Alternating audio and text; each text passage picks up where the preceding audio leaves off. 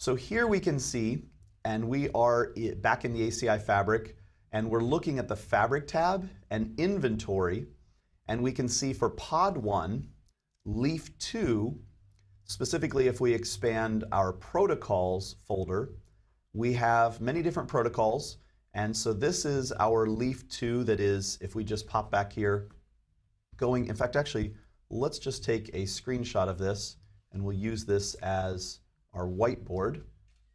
So let's go ahead and just set this up so that we can draw on it a little bit.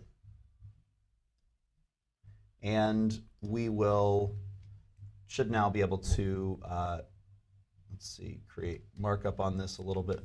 There we go. Okay, so,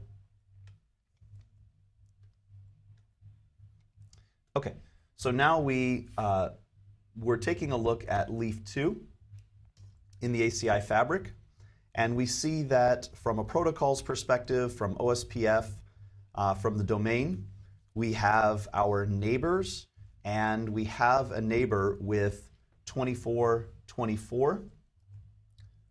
Actually, that's the neighbor ID, right? But the peer IP is 52.52.1.2. So 52.52.1.2. We happen to be running another, or not really running another, but we have our router ID over here. We can clearly see is 24 dot, etc. 24, 24, 24, 24. Okay, so that's just our router ID. So we see the neighbor relationship there. We can go ahead and see that we have a link state database with LSAs that have been advertised.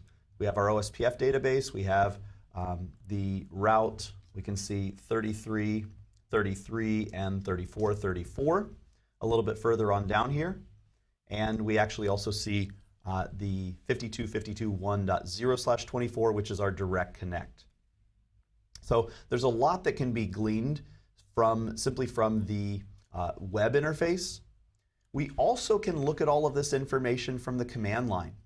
So if we take a look at our our leaf 1 and our leaf 3, we can do from VSH, so if we SSH into the leaf, and then we go ahead and say VSH, which is our virtual shell, so going into the NXOS mode, then we can do regular show commands like show IP OSPF, show IP EIGRP, and here we're doing show IP EIGRP neighbors. Always, always in VSH, remember you have to tag on the keyword VERF and the actual VERF that you're trying to glean information about, because nothing is in the default routing table. So if you forget and you just do show IP OSPF neighbors or show BGP neighbors, you're not going to see show IP BGP sum. You're not going to see anything because you're not specifying the VRF. You must specify the VRF. So here we see that we have the neighbor of 63.63.1.7. So if we pop back over here, whoops, from an EIGRP perspective, we have the 63.63.1.7, and this is from the perspective of leaf 1. Note that we also have 63.63.1.103, so leaf 1 is peering with leaf 3, and leaf 1 is peering with the 7K. Then if we also take a look at it from the perspective of leaf 3, we see that leaf 3 is peering with 7 and with 1. So it's peering here with leaf 1, and it's peering with the 7K over the VPC member link. Now, some of you may not be aware of this, but actually in later releases, Nexus 7K and 5K do now support route peering or adjacency over a VPC member port. Now, it used to be earlier on that there were a lot of limitations. There was a pretty good blog article that showed whether you could, how layer 3 with VPC worked, what was supported, what wasn't. And typically if I had a routed link or a separate L2 link between my VPC peers that were not ACI controlled, I could do adjacency, but typically not over the VPC peer link, or if I did, there were some very strict rules. Today, those rules have been a little bit more relaxed, and and specifically enhancements have been built into NXOS, and we're talking about standalone NXOS for 5K and 7K. So if you're not familiar with this, definitely go read up on some of the later versions of NXOS 7. But with ACI, we don't have those limitations. So we can peer across a VPC member link, no problem. And remember, there is no VPC peer link inside the fabric. It simply doesn't exist. Okay, so we have our neighbors, and now we're going to go and create our L3 out for EIGRP. We're going to create the subnet. So back in tenants, in our specific MBL3 transit tenant, we've already set up L3 out. So we already have the logical node profile here and the logical interface profiles. So we're not going to go into that. But what we're doing is talking about the networks, and here's where we create, and here's where I mentioned that we can have 3 L3 out EPGs, multiple subnets, but only 3 EPGs per VRF. And these create, like I said, our EPGs, and we have to have contracts with these and other internal EPGs if we want to allow communication. So here we have our network, or our EPG, that we're calling MB-EIGRP, and we're going to create a subnet.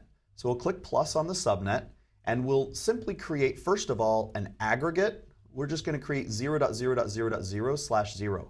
Now, today you are allowed to do aggregation, okay?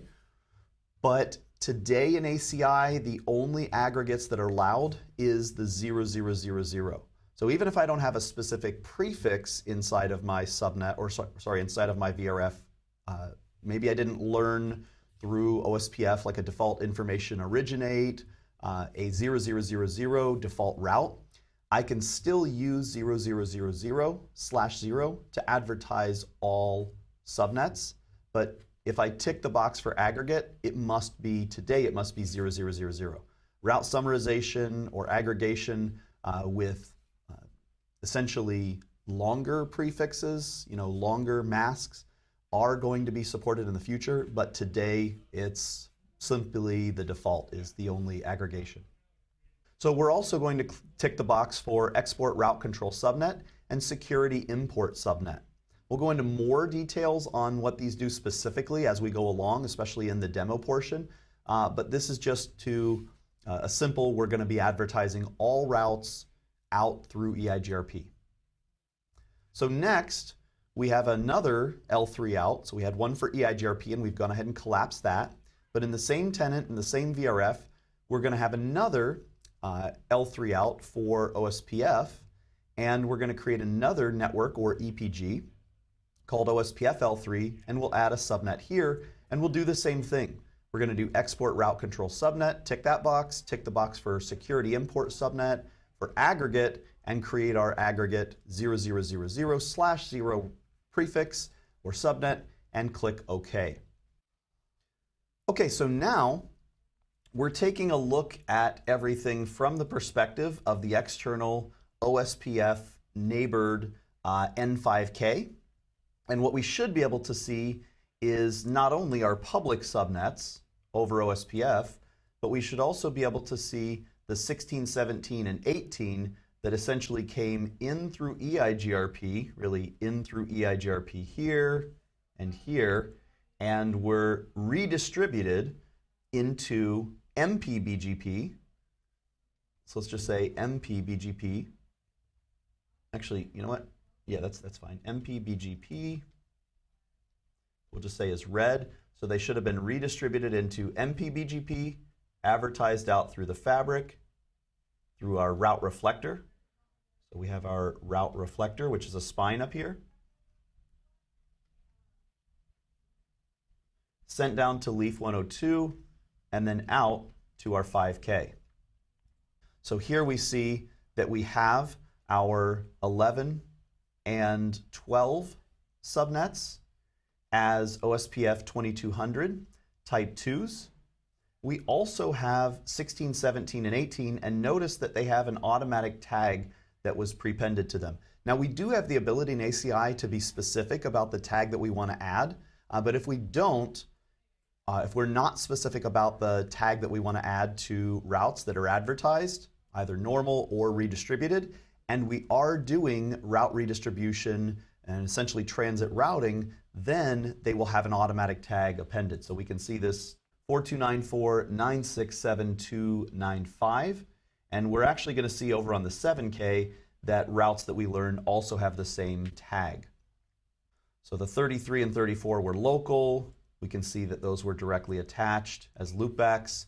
The 11s were internal. The 16, 17, and 18 were learnt from the 7K, redistributed into MPBGP route reflector, and then out to the 5K. So then I'll go ahead and hide this. And the next is we're going to say we should be learning our 5K routes. So our loopback, our subnet 33 and 34, those should be brought in. Yellow is, let's see, I need to really choose a good, I'm going to choose green for that because yellow doesn't show up very well. Even green isn't showing up terribly well. I think it could just be the angle of my pen. Our OSPF learnt routes are coming into Leaf 102. They're being redistributed into our MPBGP. So really they're being redistributed into MPBGP. We'll just say our route reflectors are up here. Those should be going up to the route reflector and coming down to Leaf 101 and 102, or sorry, 101 and 103. And then those subnets, 33, 34, should be sent out through EIGRP over to the 7K. And so if we take a look at the external 7K, we can see our public SVIs, 11 and 12, learned through EIGRP, and we have a number of other direct connects. And then we have our 33 and 34 prefixes with their tags on them. So we can also take a look at this from the perspective of, let's just go ahead and clear this up. We can also take a look at this from the perspective of Leaf 1 and Leaf 3, and then ultimately Leaf 2.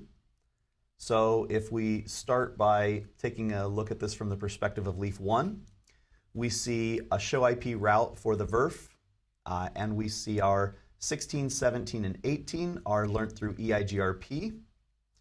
And we have, and again, keep in mind these subnets, 33 and 34 will be coming in through MPBGP.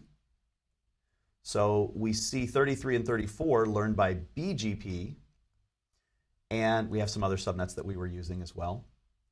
If we take a look at this on Leaf 3, which is our other EIGRP router, so we can see that from Leaf 3, we're learning these subnets through MPBGP. And of course, we have our direct learned EIGRP 16, 17, and 18 subnets. And then if we take a look at Leaf 2, we can see, so now Leaf 2 has learned the 16, 17, and 18 through MPBGP, and up here is the spine route reflector. And then it should be learning the 33 and 34 direct through OSPF.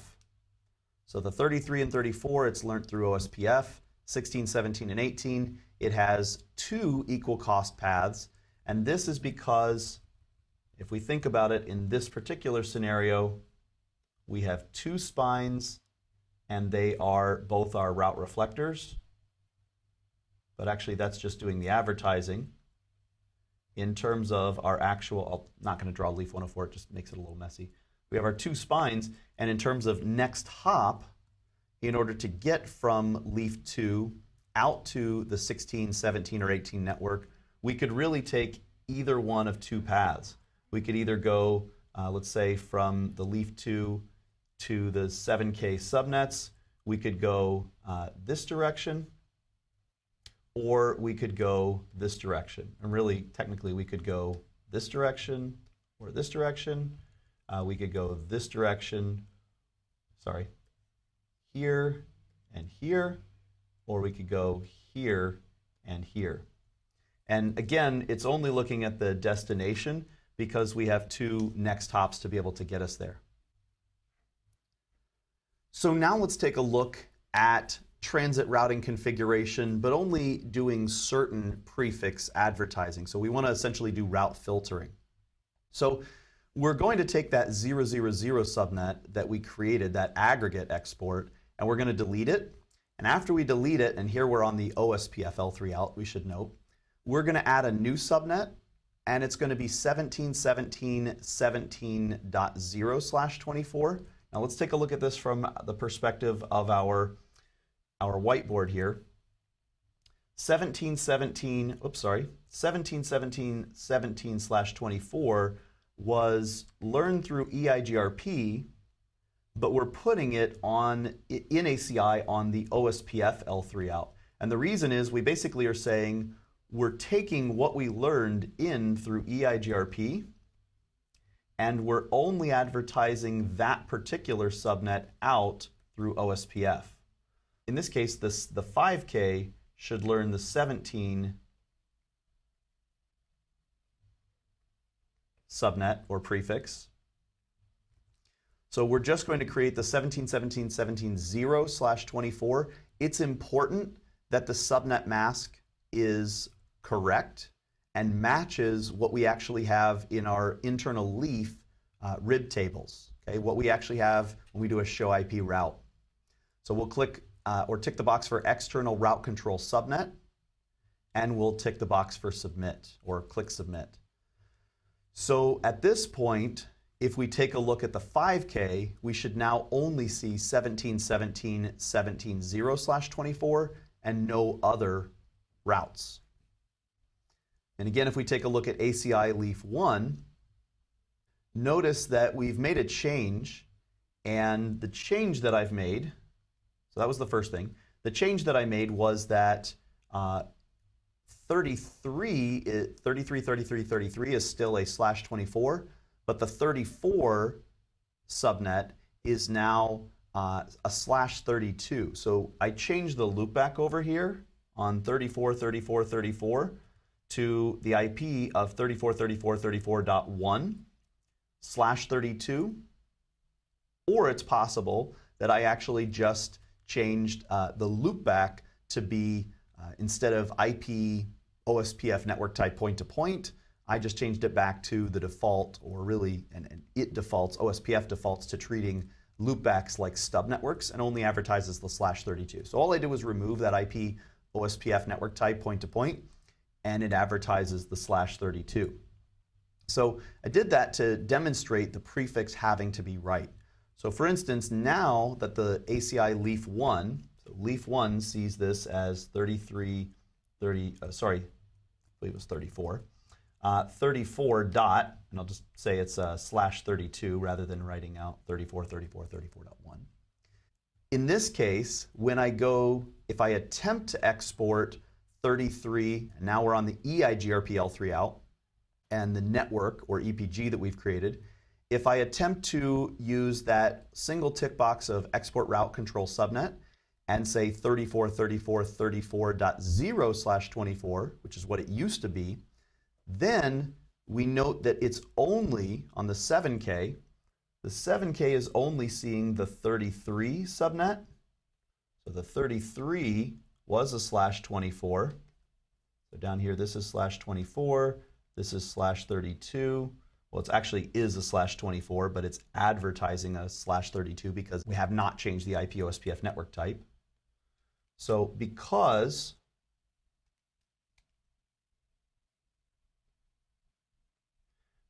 we gave it the wrong prefix, we see the 33 dot /24.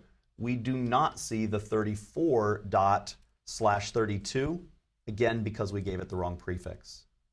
If we go back and we change this to the proper 34.34.34.1/32, essentially what we actually see in the Leaf 1 rib, then it will properly export that, and we will begin to see the 34/32. So now we actually do see the 34.34.34.1/32 in the external 7K. And again, we'll go over and do a lot more of this in the actual demonstration portion with live external, we'll be using Nexus 6Ks, a pair of them, and we'll do a lot of different scenarios there. But I wanted to create something in the lecture portion so that you could see this now, and also so that you could go ahead and reference that as kind of standalone screenshots, because video are a little bit harder to take screenshots while you're watching, or you could, but not everyone necessarily does. So I wanted you to have that reference material. So some final notes and design considerations for this lecture portion. We do need to keep in mind that import route filtering is disabled by default, and you should really limit the number of advertised routes on the router that is being peered with the ACI leaf node. Now, the reason import route filtering is disabled by default is essentially because if you think about the rules of some of these routing protocols, for instance, OSPF, we are not really able to filter the types of routes that are imported. If I am in the same area as another route that I have an adjacency with, by the rules of the Dijkstra algorithm and the SPF calculations, I have to learn all prefixes for devices or routers in my same area. And then I, as a Dijkstra algorithm SPF router, calculate my own shortest path to those prefixes.